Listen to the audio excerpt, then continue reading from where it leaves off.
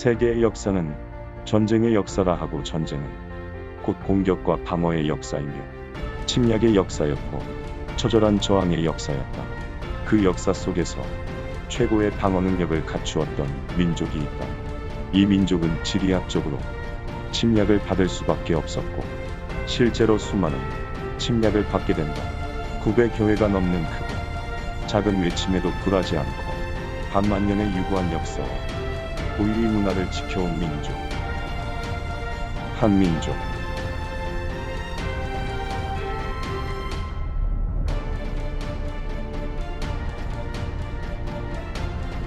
그 빛나는 방패의 역사를 훑어보자. 한민족은 고대부터 마이웨이 기지를 한껏 드러내게 된다. 612년 1월 수나라 형제 수양제는 유동성 및 여러 성으로 대규모 출병을 명합니다. 113만의 대군이 유동성 등을 함락시키지 못하고 진전이 없자 30만의 별동대를 구성한 평양성으로 향한다. 30만의 별동대는 평양성으로 진격하는데 그 앞살수에서 을지문덕의 청야전술, 매복 등이 신들린 전략에 탈탈 털리게 된다. 살수에서 수공을 이용하였다는 설이 있으나 그 근거가 부족하고 실제 전투는 회전이란 설이 유력하다. 수나라에 준 피해는 한민족 역사상 최대 성과였고 30만 5천 명의 병력 중 2,700여 명만 살아 돌아가게 된다. 그리고 그 후유증으로 수나라는 멸망한다. 잘못 건드리면 조지화된다는 걸 똑똑히 보여줬으나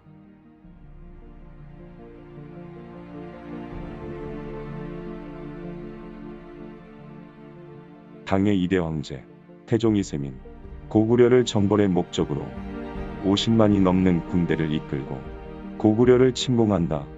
각종 공성무기와 신무기들을 총동원하였고 최정 예병을 앞세워 수류양면으로 공격을 감행한다. 고구려의 성들은 격렬하게 저항하였으나 차례로 함락된다. 당은 안시성으로 진격하였고 양만추는 5천 정도의 군사로 이를 맞을 준비를 한다. 대군은 안시성 앞에 진을 치고 공격을 감행하였다. 하루에도 67회씩 안시성을 공격하였으나 안시성은 함락되지 않았고 2~3천씩 피해만 쌓여갔다. 태종은 60일 동안 토선을 쌓아 공격하려 하였으나 포고등으로 토선이 허물어지며 성을 덮치는 순간 안시성 군사들이 토선을 탈취하여 수비하였다. 총공격에도 이길 수 없게 된 당군은 피눈물을 흘리며 퇴각한다. 그렇게 고구려는 한반도를 지켜낸다. 허나 인간의 욕심은 끝이 없고 같은 실수를 반복한다 했던다.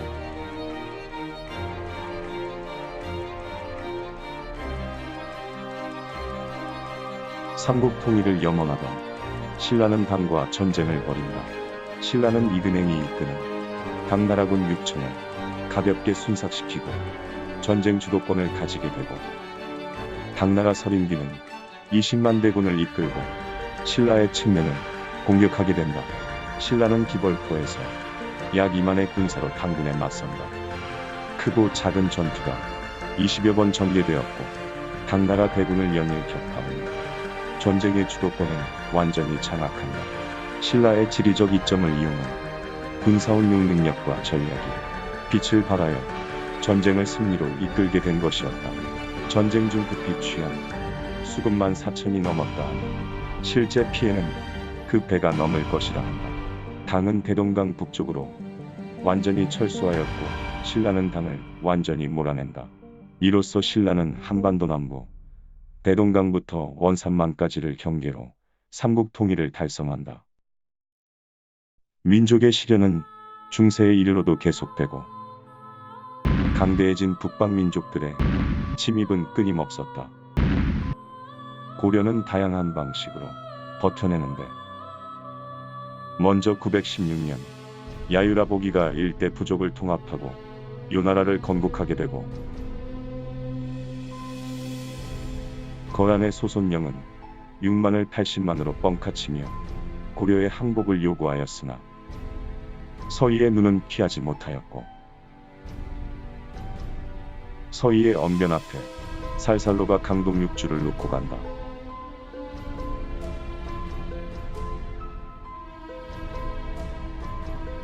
거란의 소배압은 10만의 군사를 몰고 왔다가 강감찬 장군의 귀주에서 참패를 당한다. 성주위를 방어하기보다 거란군의 기병 위주의 편제를 파 포위 선멸전을 구사하여 거란의 기병을 쌈싸먹는다.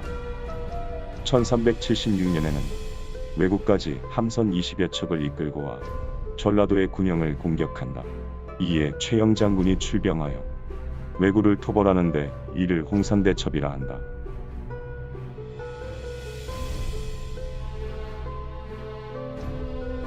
이에 맞서 고려조정에서는 나세, 최무선 장군의 전함 100척을 주고 상대하도록 하였다. 한민족의 대표적인 화력 덕후 최무선 장군은 화약, 화포에 관심을 가지고 그 바탕으로 경기 개발을 해두었는데 이는 왜군의 배를 불살라버리는데 큰 역할을 하게 되며 당시 고려군이 화약이 있는 줄 몰랐던 왜군이 고려군의 함대를 얕잡아 달려들다 화포에 녹아내리게 된다. 왜구들 일부는 가까스로 육지에 상륙하게 되고 기존에 상륙하였던 왜구들과 합류하여 일대를 약탈하기에 이르는데 이에 당시 고려 제1의 장수이자 영웅이던 이성계가 출정하게 된다. 용맹한 적장 아지발도가 날뛰었으나 신궁인 이성계의 활솜씨 앞에는 벼룩일 뿐이었다. 마침내 고려군은 왜구를 완전히 포위하여 섬멸하였고 살아남아 도망간 왜구는 100여 명이 채 안 되었다고 한다.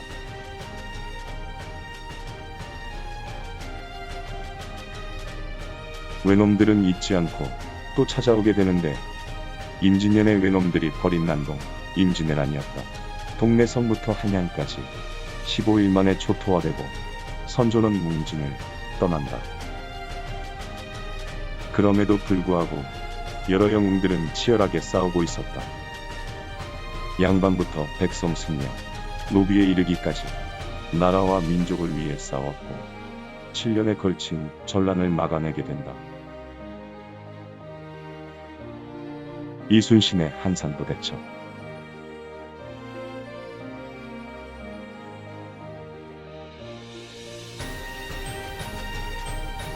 김시민의 진주 대첩.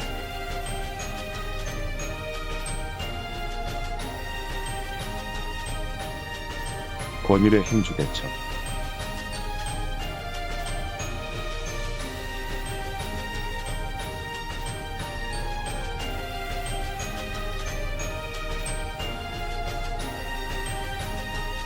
다시 이순신의 영양대첩까지.